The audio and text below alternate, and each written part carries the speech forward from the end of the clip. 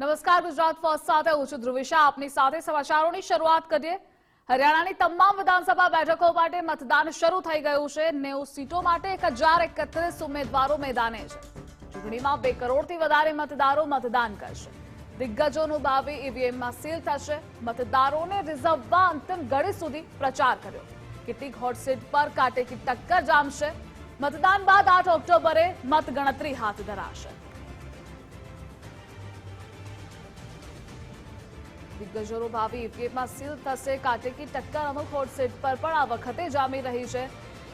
તો દરેક રાજકીય પક્ષોએ એડી ચોટીનું જોર પ્રચાર પ્રસારમાં પણ લગાવ્યું હતું. અનેક જનસભાઓ પણ ગજવી હતી. કેન્દ્રીય નેતાઓનો પણ જમાવડો હતો.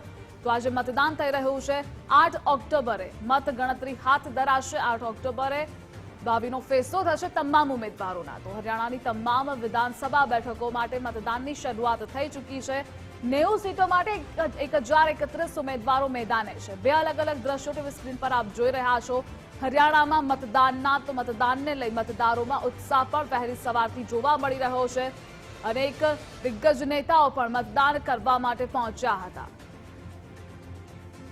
તો અનેક દિગ્ગજો આ વખતે ચૂંટણી મેદાને છે.